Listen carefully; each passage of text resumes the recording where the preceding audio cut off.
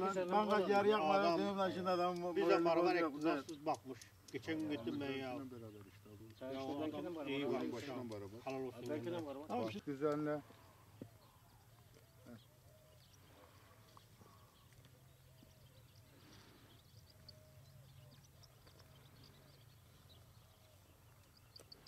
Hemen hemen İbrahim ulusal yayını yapar. Fox'ta, CNN'de, Habertürk'te hep haberler.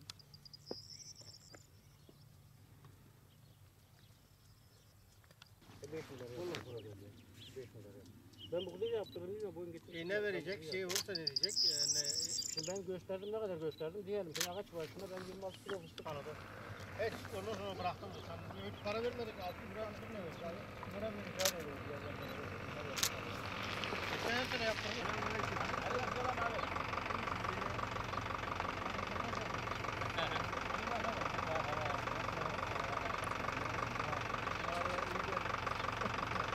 Aman.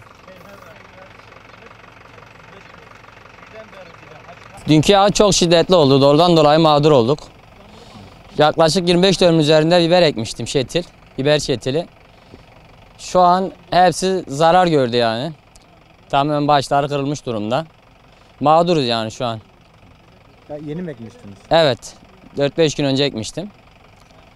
İşte durum göründüğü gibi yani. Bütün şey oldu. Doluya vurdu. Vallahi 80 bin tane fide almıştım ben. 80 bin adet. Yaklaşık 10 milyar civarında falan bir masrafım oldu yani. Peki ne kadar hasat bekliyordunuz? Vallahi daha önce az bekliyordum ama şu an çok hasar var yani. Tamamen ölmüş yani. Başları kırılmış fidelerin. Zor yani, şu an bilmiyorum yani, artık ne yapacağımı bilmiyorum yani. Gördüğünüz gibi 25 dönüm üzerinde ekmiş olduğum bu biber çetilleri doludan dolayı zarar gördü. Başları hep kırılmış oldu. Ve buna çok zararım oldu benim. Bunu devlet yetkilerimizden bir şey bekliyorum. Yardımlarına. Evet, çoluk çocuğumun rızkı yani. Ben umudumu buna bağlamıştım. Bu da Allah'tan gelen bir şey ama devlet yetkilerimiz bunu görmesini rica ediyorum. Yeni mi ekmiştiniz? Evet, yaklaşık 4-5 gün falan önce ekmiştim. Hepsi bu şekilde başları kopmuş. Evet, hepsinin %90 bu şekilde başları kopmuş vaziyette. Büyük bir zararımız var şu anda. Yani bundan bize bir destek vermelerini bekliyorum. Ne gibi destek istiyorsunuz? Ya şetil yönünden olsun, ben buraya masraf etmişim yani. Şetil olsun, işçilik, icara almışım burayı. O yüzden yani bir destek istiyoruz yani. Peki şu an çiftçiler kara kara düşünüyor diyebilir miyiz? Evet, şu an çiftçiler kara kara düşünüyor yani. Benim yaklaşık 20 dönüm fıstığım da aynen o şekilde yani, hiçbir şey kalmadı. Yani çok mağdur durumdayız.